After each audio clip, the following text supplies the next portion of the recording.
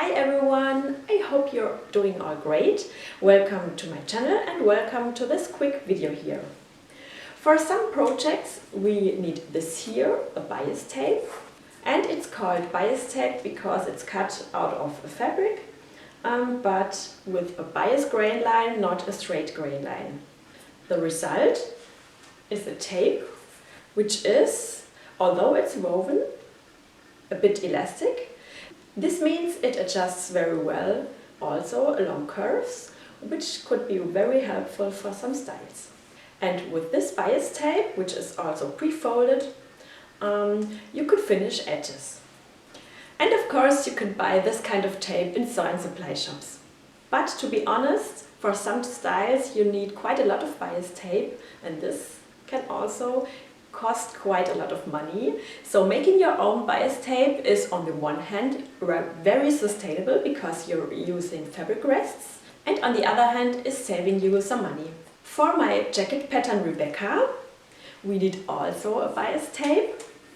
And while my other method, I've linked the video here, is great for really tiny scraps of fabric, the method I'm talking about in this video here is great for bigger fabric rests, means you have a more continuous rest of fabric because we will need to cut a square out of this fabric. Before we really start into the video, don't forget to like and to subscribe to my channel, this helps me a lot. And now let's start making bias tape. Have fun! At first I have to apologize because some clips I only filmed with my phone and forgot to film with my other camera. So unfortunately in this video here we will have a format change throughout the video. So here at first I'm drawing on the square onto the wrong fabric side, and I've just drawn the square as big as possible. But just for a comparison, if you draw a square 30 by 30 centimeter, you can get almost 2.5 meter of bias tape. I think I made a square of 60 by 60 centimeter because this bias tape was for the patchwork Rebecca jacket. I link you the video here. And of course for a Rebecca jacket you need much more bias tape than only 2.5 meter. Here I cut now the square.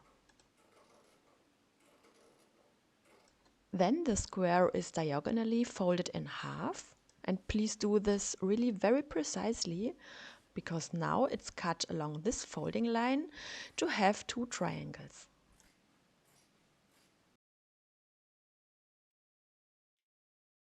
The two triangles are now placed together so that they form a parallelogram. I'll link them here along this fabric edge. Please make sure that when you've put the triangles with their right fabric sides together, that at the beginning and end of the seam, these little triangles stick out. That means the two fabric edges, which are on top of each other, cross at the width of your seam allowance. In this case, this seam allowance should not be too wide, because otherwise it will bother us later when working with the ready bias tape. For example, I make here a seam allowance of around 7 mm. This is as wide as my sewing foot is wide. Afterwards, this seam allowance is pressed apart.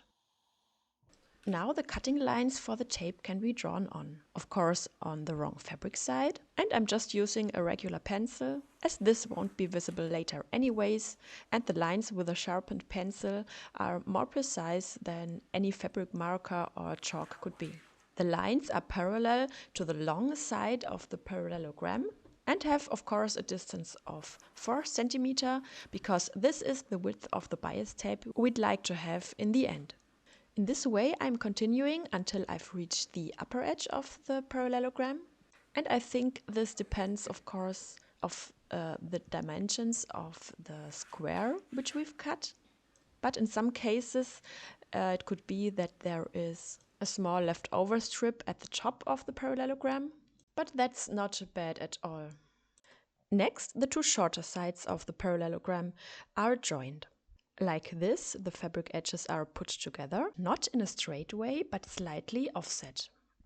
And I'm taking care that the lines on both sides are joining. Again, like at the seam before, this joining does not mean that they join directly at the fabric edges, but a little bit away from the fabric edge where the seam allowance ends. Or in other words, the lines are joining or are meeting where later the seam will be. To make this sure, I'm putting in a pin on every line. Here you can see how it looks now. At the bottom, the first line meets the fabric edge, which will result in a kind of spiral shape. Then I'm sewing, again with a seam allowance of only 7 mm.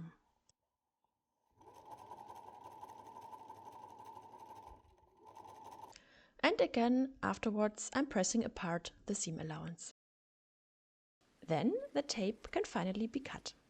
At first, I'm removing the fabric strip at the top, which hasn't got the complete stripe width. And then I cut all around, always along the line, until the whole fabric is cut into a tape. Depending on your project, you might be already ready now. But as we're making pre-folded bias tape here in this video, we are continuing now with the iron. Here comes now my trick how I can do the folding and ironing work on the tape quite quickly. For this trick you need 2 long needles, either pins if you have longer pins, but I have only regular pins which are too short for this, so I'm just using hand sewing needles.